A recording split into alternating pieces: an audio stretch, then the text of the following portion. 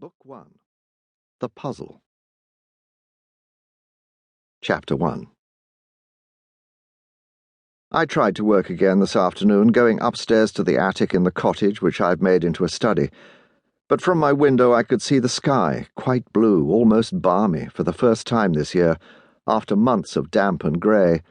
Light, fluffy clouds sailing over the small hills of this part of Oxfordshire, where I've come to live. But I was impatient again for something I couldn't touch, something that was surely happening somewhere out there in the world at that very moment, as I sat at my desk, thumbing the typescript of the book on the British in Egypt, which I'd been working on for the past few years. I'd started to read again my chapter on the Suez debacle and its aftermath, a period I'd lived through in Cairo 20 years before.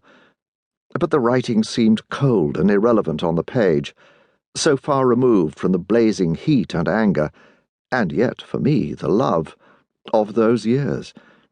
The smell of lime dust and urine and burnt newspapers sweeping up from the back streets of the city.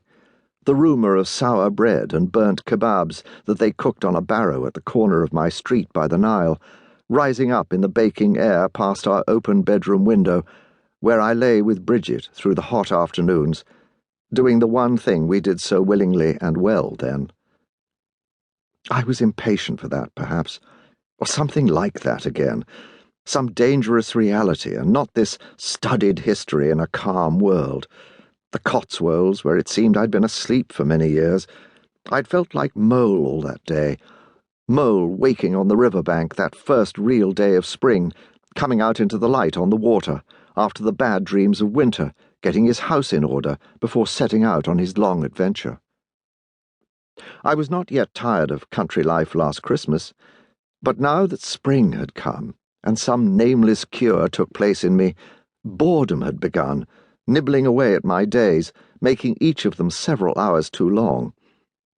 The mornings were all right when I worked, and most afternoons when I journeyed over the small hills, but the evenings were difficult.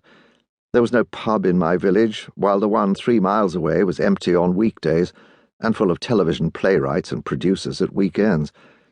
Sometimes I watched their work on the box at home in the evenings, and that was worse. The village, quite lost in the folds of high sheep pasture 10 miles or so beyond Woodstock, was more than attractive. That quality alone would have ruined it years before. It was inviolate. A manorial hamlet, almost all of it still owned by an eccentric army officer, the last of his line, and rich beyond the dreams of avarice, so that he had no need of weekenders in his village, or modern bungalows. And more, before I came, had once taken a shotgun to some intrepid London house hunters he had found admiring a ruined cottage on the edge of his estate.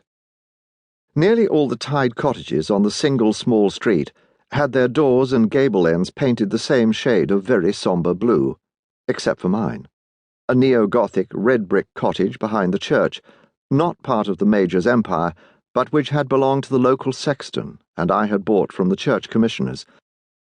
There was a unique 14th-century tithe barn by the manor farm, with arrow-slit windows, while the small church, with its dumpy Anglo-Norman tower and ochre-coloured stone, was a wonder in slanting sunlight, and considered perfect of its kind. But I am no rural chronicler. The Bartons, a colonial family, came to live in the old rectory shortly after me. I fell out with them one evening over sanctions in Rhodesia, and have barely seen them since. The Major and I have never met at all, but I am not alone in that. He is not a social man. The vicar, a persistent and over-social Welshman, now from another village, bearded me several times early on, believing me to be a television dramatist and suggesting I compose a Christmas masque based on the career of a local 17th-century divine, whose voluminous and uncollected papers, he told me, were available somewhere deep within the Bodleian Library. I disappointed him, I'm afraid, though I still sometimes go to church. The place has a very simple whitewashed nave, with the original brick showing through on the window corners, and old pine-box pews that smell of candle wax. I chose this village specially, nearly 4 years ago, for its isolation, when they retired me, after the fracas with the KGB in Cheltenham. McCoy had seen it differently, though.